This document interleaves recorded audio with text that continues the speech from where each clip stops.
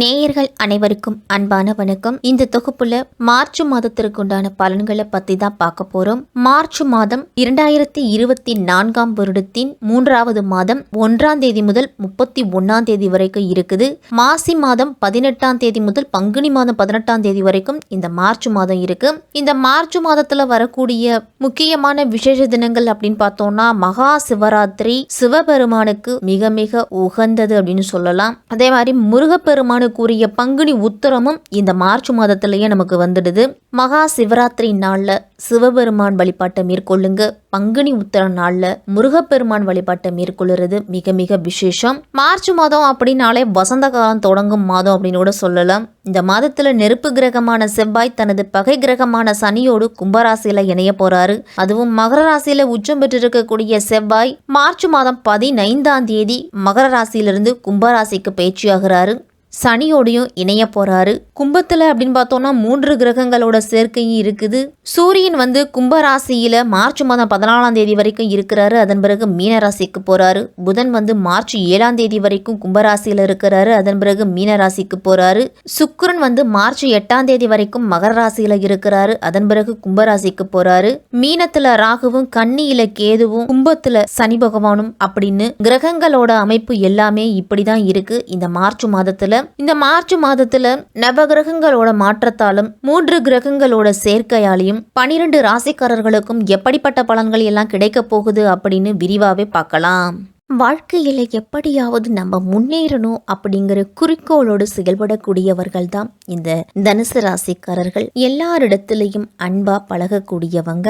உங்களுக்கு இந்த மார்ச் மாதம் எப்படி இருக்கும், என்னென்ன பலன்கள்லாம் கிடைக்கும் அப்படின்னு பார்க்கலாம்.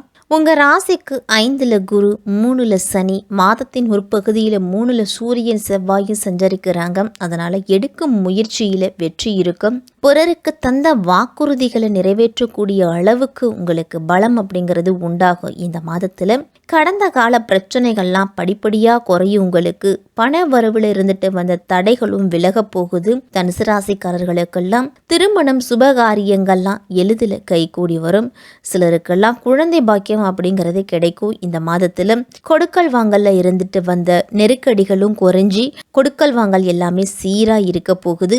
தொழில வேலையாட்களை அனுசரித்து நடந்துக்கிட்டீங்க அப்படின்னா போட்ட முதல்ல நீங்க எடுக்க முடியும். வீம்பு பிடிச்சிங்க அப்படின்னா விரயங்கள் ஏற்படுறதுக்கு வாய்ப்பு இருக்கு. உத்தியோகத்துல இருக்கிறவங்களுக்கெல்லாம் நல்ல வாய்ப்புகளும் பதவி உயர்வும் உங்களுக்கு தேடி வரும் அப்படின்னு தான் சொல்லணும். தனுசு ராசிக்காரர்களுக்கு இந்த மாதம் ஒரு மிதமான பலனை தரக்கூடிய மாதமா இருக்கும். குறுகிய கால பயணங்கள்லாம் சென்று வருவீங்க. இந்த பயணம் உங்களுக்கு சற்று சிரமமா இருந்தாலும் மாதத்தின் பிற்பகுதியில் உங்களுக்கு நன்மை அளிக்கக்கூடியதா தான் இருக்கும். உங்களுடைய சகோதரர்கள், சகோதரிகள், உறவினர்கள் அல்லது நண்பர்களோடு நல்ல நேரத்தை செலவிடுவீங்க. அவர்களோடு பேசி உங்களுடைய பழைய நினைவுகள் எல்லாம் புதுப்பிப்பீங்க. இந்த மாதத்துல மனதில் இருந்துட்டு வந்த பிரச்சனைகளை எல்லாத்தையும் நீக்கி நேர்மறை ஆற்றலை இந்த மாதத்தில் நீங்கள் பெறுவீங்க அப்படின்னு தான் சொல்லணும். மன உளைச்சல் எல்லாமே குறைஞ்சி ஆரோக்கியத்தில் நல்ல முன்னேற்றம் இருக்கும். பணத்தை சேமிப்பதில் கெட்டிக்கார தனுசு ராசிக்காரர்கள் எல்லாருமே நீங்கள் எந்த அளவு வேலையில் தீவிரமாக ஈடுபடுறீங்களோ அந்த அளவு முன்னேற்றம் இருக்கும். குடும்ப வாழ்க்கையையும் அந்த அளவு நீங்கள் பராமரிப்பீங்க. வேலை காரணமாக குடும்பத்தை விட்டு சற்று பிரிந்து செல்லக்கூடிய சூழல்லாம் வரும். அதனால குடும்பத்துல இருக்கிறவங்கெல்லாம் ஒரு சில சண்டை சச்சரவுகள் அப்படிங்கிறது வரும். அந்த பிரச்சனைய முடிஞ்ச வரைக்கும் பேசி தீர்த்து நல்ல முடிவா எடுங்க. காதல் வாழ்க்கை நல்லாவே இருக்கும். அதே வேளையில தனிப்பட்ட வாழ்க்கையில பதட்டம் அப்படிங்கிறது இருந்தாலும் அப்படி வரக்கூடிய சூழ்நிலைகளை சமாளிப்பீங்க. மாத தொடக்கத்துல சனி, சூரியன், புதன் 3ஆம் இடத்துல இருக்கிறாங்க.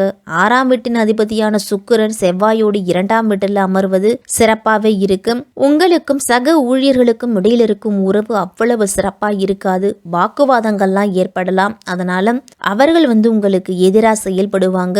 பணியிடத்துல புது புது பிரச்சனைகள்லாம் இந்த மாதத்துல வரலாம். உங்களுடைய வேலையில உங்களுக்கு குறைந்த ஈடுபாடு ஒரு சில காலகட்டத்தில் இருக்கும். அந்த நேரத்துல மட்டும் சற்று பொறுமையையும் நிதானத்தையும் கடைபிடியுங்க. வியாபாரம் செய்துட்டு வந்தீங்க அப்படின்னா மாதத்தின் ஆரம்பம் உங்களுக்கு சிறப்பா இருக்கு. மாதத்தின் பிற்பகுதியில ஒரு சில சவால்களை எல்லாத்தையும் நீங்க சந்திப்பீங்க. கூட்டுத்தொழில் செய்கிறவங்களுக்குலாம் கூட்டுத்தொழில் இருக்கிறவங்களோட சக கூட்டாளிகளுடனான உறவு உங்களுக்கு சிறப்பாகவே இருக்கு. குரு பகவான் இந்த மாதம் முழுவதும் 5ஆம் வீட்டில் இருக்கிறாங்க. அதனால அறிவுத்திறன் அப்படிங்கிறது அதிகரிக்கும். உங்களுக்கு நிறைய தெரியும் அப்படின்னு நீங்க நம்புவீங்க. புதிய விஷயங்களை தெரிந்து கொள்வதன் மூலமும் அவற்றை படித்து புரிந்து கொள்வதன் மூலம் மட்டுமே தகவல்களை பெறலாம் அப்படிங்கிறதையும் நீங்க மனதில் வச்சுக்கணும். எனக்கு எல்லாம் தெரியும் அப்படிங்கிற போக்கு நீங்க தவிர்த்துக்கிட்டாலே தொழில நல்ல முன்னேற்றம் அடைவீங்க. உங்களுடைய வேலையில எப்பவுமே நீங்க சுறுசுறுப்பா இருப்பீங்க. உங்களுடைய குடும்பத்துக்கு அப்படின்னு குறைந்த நேரத்தை தான் உங்களால் கொடுக்க முடியும். அதனால இந்த அலட்சியமும் குடும்ப உறுப்பினர்களோட பிரச்சனைகளை ஈடுபடுத்தும். குடும்பத்தில் இருக்கிறவர்களுக்கு நீங்கள் முக்கியத்துவம் கொடுக்கல அப்படின்னு அவங்க நினைப்பாங்க. அதனால அவங்களுக்கு அப்படின்னு நேரம் ஒதுக்கி அவர்களோடு உட்கார்ந்து பேசி விஷயத்தை கையாள முயற்சி செய்யுங்க. குரு பகவான் இந்த மாதம் முழுவதும் 5ஆம் வீட்டில் இருக்கிறதால அன்பு அப்படிங்கிறது அதிகரிக்கும். உங்களுடைய காதல் சரியான திசையில் செலுறதுக்கு நண்பர்கள்லாம் உதவியாக இருப்பாங்க. சுக்கிரனும் செவ்வாயும் மாத தொடக்கத்தில் சிறப்பாக இருக்கிறதால காதல் உறவு மிகவும் சிறப்பாக இருக்கும். திருமணமானவராக இருந்தீங்க அப்படின்னா கணவன் மனைவிக்கு இடையில் இருக்கும் நெருக்கம் அப்படிங்கிறது அதிகரிக்கும். மாத தொடக்கத்தில் சுக்கிரனும் செவ்வாயும் 2ஆம் வீட்டில் இருக்கிறதால பொருளாதாரம் அப்படிங்கிறது சிறப்பாகவே இருக்கு. சொத்து வாங்குறதுக்கு, இடம் வாங்குறதுக்கு, வீடு கட்டுறதுக்கு, கட்டிய வீட்டை பராமரிக்கிறதுக்கு இதெல்லாம் நீங்கள் முயற்சி செய்யலாம். இந்த மாதத்தில் 4ஆம் வீட்டில் ராகுவும் 10ஆம் வீட்டில் கேதுவும் இருக்கிறதாலும் எந்த ஒரு சொத்துலையும் முதலீடு செய்யும் முன் அதனுடைய பூர்வீக பத்திரத்தை பார்த்துட்டு அதன்படி செய்துக்குங்க. உங்களுடைய வாழ்க்கையில தன்னம்பிக்கையும் தைரியமும் அதிகரிக்கும். பல சவால்களை எதிர்கொள்ள நீங்க தயாரா இருந்தாலும் மனதளவிலும் உடலளவிலும் ஆரோக்கியமா இருப்பீங்க. தனுசு ராசிக்காரர்களுக்கெல்லாம் தோல்வலி அல்லது கண் சார்ந்த பிரச்சனைகள், பல்வலி போன்ற தொந்தரவுகள்லாம் அதிகம் வரும். அதை பற்றி ஒன்றும் பெருசா கவலைப்பட வேண்டிய அவசியம் இருக்காது. இது எல்லாமே காலப்போக்கில் மாறிடும். அதற்குரிய மருத்துவரை அணுகி மருத்துவ சிகிச்சை எடுத்துக்கிட்டாலே உங்களுக்கு எல்லா விஷயத்திலையும் சிறப்பாக இருக்கும். பள்ளி மாணவர்கள்லாம் தங்கள் விரும்பிய பாடத்தில் அதிக மதிப்பெண்கள் எடுக்கிறதுக்கு முயற்சி செய்வீங்க. உயர்கல்வி படிக்கும் மாணவர்களுக்கெல்லாம் கவனச்சிதறல்களை தாண்டி நேரத்தை சரியா திட்டமிட்டு படிக்கிறது நல்லது. இந்த ஆண்டு பட்டப்படிப்பில் இறுதியாண்டு படிக்கும் மாணவர்களுக்கெல்லாம் படிப்பை முடிச்ச உடனே வேலைவாய்ப்பை பெறுவதற்கான அனைத்து வழிகளும் உங்களுக்கு இருக்குது. அதை பயன்படுத்திக்கிட்டு உங்களுடைய வாழ்க்கையில நல்ல முன்னேற்றத்தை பெறணும். தனுசு ராசிக்காரர்களுக்கெல்லாம் இந்த மாதத்துல எதிர்பாராத நிதி வரவு அப்படிங்கிறது வரப்போகுது. பரம்பரை மற்றும் பழைய முதலீடுகளிலிருந்தெல்லாம் நீங்கள் எதிர்பாராத வருமானம் உங்களுக்கு ஆச்சரியத்தை கொடுக்கும் விதத்தில் வரும். கூடுதலாக உடன் பிறந்தவர்களிடத்துலையும் உங்களுக்கு வருமானம் வரலாம். வீடு மற்றும் ரியல் எஸ்டேட் தொழில் இருக்கிறவங்களுக்கெல்லாம் இந்த வாய்ப்பை பயன்படுத்திக்கிட்டு உங்களுடைய வாழ்க்கையில் செட்டில் ஆகிறதுக்கு முயற்சி செய்யுங்க.